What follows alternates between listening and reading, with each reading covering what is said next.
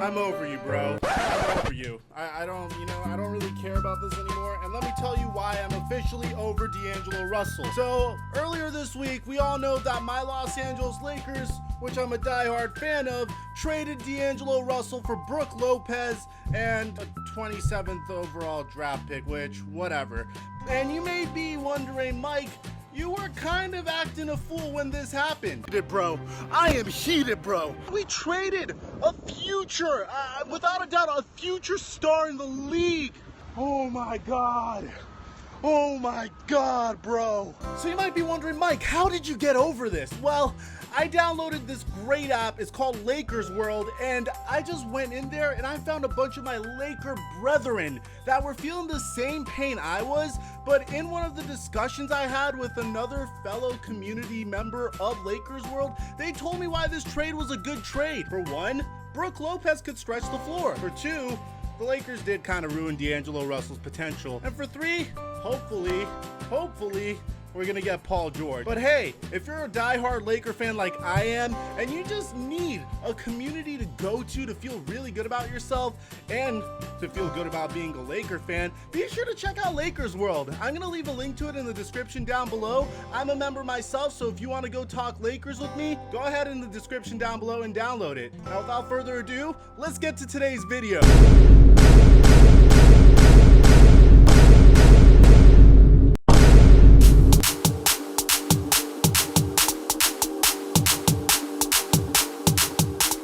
Wow, guys, what an absolutely incredible NBA draft filled with drama and a ton of surprises. I was ecstatic that my Lakers took Lonzo Ball and a little bit surprised. Okay, I wasn't really that surprised, but personally, I'm very, very pleased with the draft haul that my Lakers have come out of the draft with. And I'm sure some of you guys feel the exact same way about your teams, and some of you guys don't feel that way about your teams at all. There were some teams that really had some of us scratch our heads during the draft, and other teams really made themselves seem quite brilliant with their shrewd moves. During the draft, I asked you all a question on Twitter. Who are your biggest winners and losers?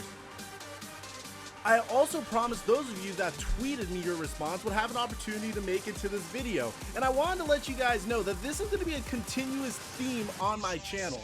Me interacting with you guys is what makes this channel special. This isn't just a channel where I come, sit down, say whatever's in my mind about the NBA and just walk up and leave. No, this is an NBA discussion channel. Over on this channel, we discuss basketball. And if you like discussing basketball with YouTubers, with other people in the NBA community, then this is a channel you may want to subscribe to. Not only subscribe to, hit that notification button for, man, because not only are we going to debate basketball, but we're going to talk great topics, we're going to discuss breaking news, and I'm going to come out with some very, very intriguing basketball videos for you guys in the future. So if you're new to the channel, man, be sure to subscribe, hit that bell, and drop a like, because I have no doubt in my mind that you are going to absolutely love this channel. Now, without further ado, let's discuss the biggest winners and losers of the 2017 NBA Draft. Winner, the Minnesota Timberwolves.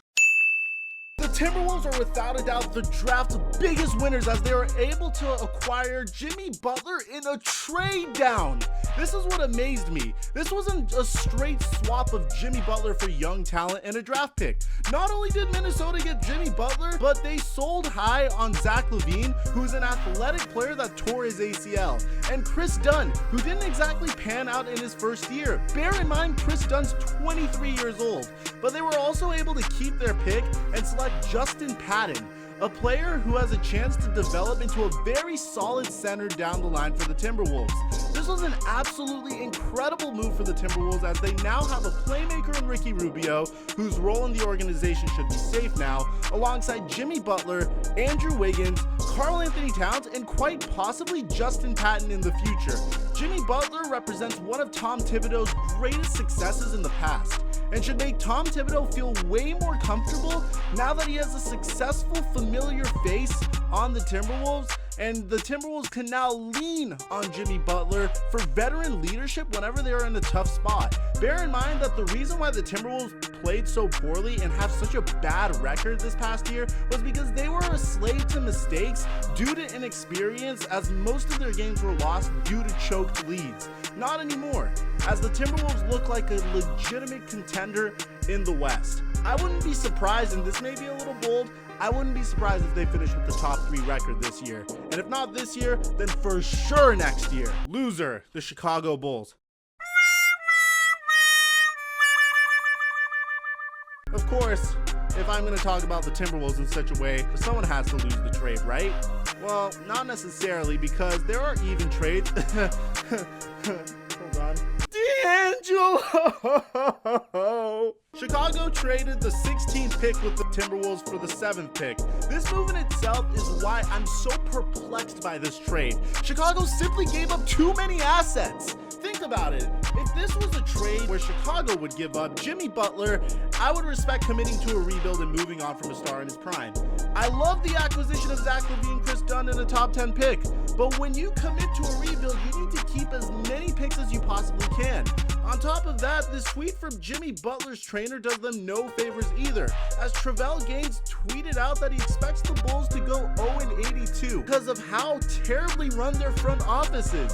Ouch! But honestly, this trade literally seemed like the Chicago Bulls were giving up Jimmy Butler so they could jump up to the 7th spot. It didn't seem like, okay, we'll give you Jimmy Butler, but you better give us a nice return. The fact that they gave up the draft pick is just making this giving up simply too many assets for the Chicago Bulls, and that is why they are a loser in this draft. Winner, the Sacramento Kings. The Sacramento Kings didn't exactly surprise anyone with their selection of De'Aaron Fox. I had the pleasure of meeting De'Aaron Fox, and when I talked to him, he actually expected the Kings to take him.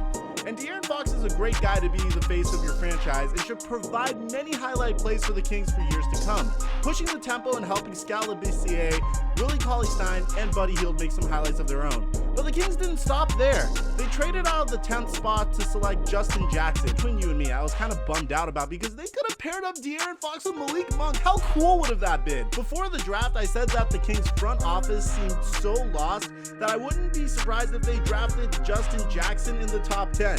After that, they used their 2nd pick that they acquired from the Portland Trailblazers in their trade to take a chance on Harry Giles, a player who was once considered a potential #1 overall pick before having a series of injury issues, and is well worth the risk at number 20 for an organization who needs gems in a hurry.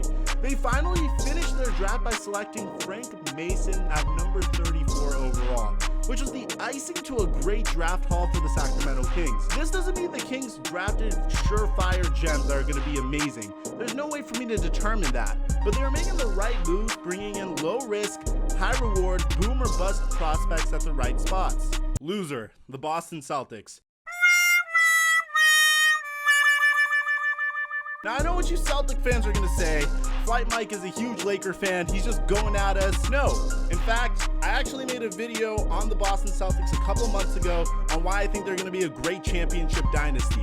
And if you disagree with my comments, guys, you could definitely debate it in the comment section down below, because I love jumping in my comments and debating these topics with you guys. But for the 2nd year in a row, Celtic fans watched in frustration as Danny Ainge excited them over the potential, finally getting them the star they've anxiously awaited for. If you guys remember, last year, Danny Ainge flirted with the idea of bringing Jimmy Butler to the Celtics. And for the 2nd year in a row, Danny Ainge fell short as he watched Butler get traded to the Timberwolves. I'm sure Ainge could have parted with Marcus Smart, Jaylen Brown, and a number 3 pick to get Butler, but maybe that's giving up too much. So there's no Jimmy Butler, no Kristaps Porzingis, no Paul George, no Markelle Fultz, no Josh Jackson. Think about that. The Celtics were apparently in love with Josh Jackson and wanted to take him #1. What happened to that? That's why they traded down, correct? No.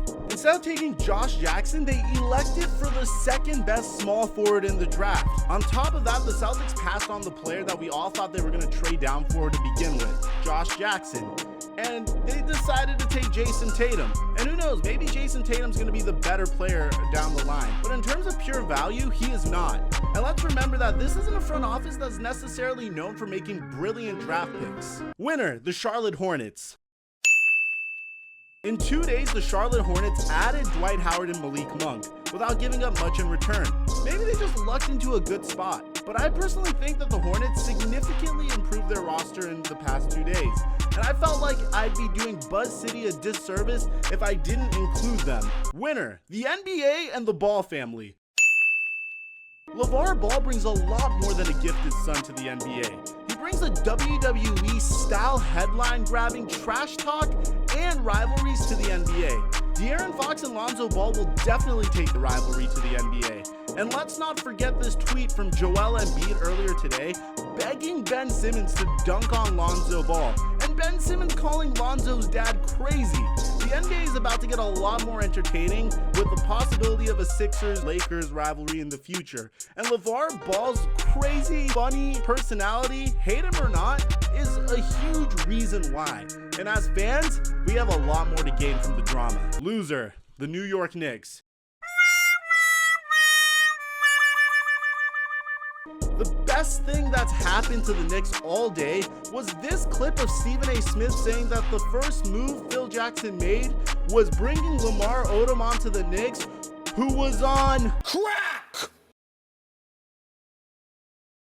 I watched this clip at least 20 times today, and it still hasn't gotten old. But the Knicks are at a new low in their dysfunction when Phil Jackson said they wanted to trade Kristaps Porzingis for not appearing in an exit interview. How is that Derrick Rose can get away with going ghost prior to a game during the season and we can brush that off? But Porzingis, who is probably the only thing that you've done right during your tenure as president of basketball operations, Phil Jackson, how is it that he needs to be traded for missing exit interviews? What if he said something stupid during those interviews due to his frustration, Phil?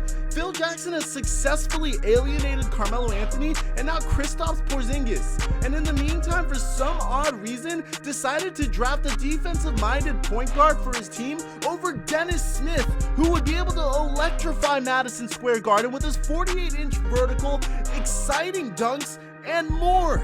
This would have been made for a great combination with Kristaps Porzingis. And oh, yeah, how about the fact that James Dolan wasn't in attendance for the NBA draft because he was performing a concert with his band during draft night? I'm so sorry, Knicks fans. You all deserve better than this. That's gonna do it for my biggest winners and losers. Did I leave anyone out in your opinion?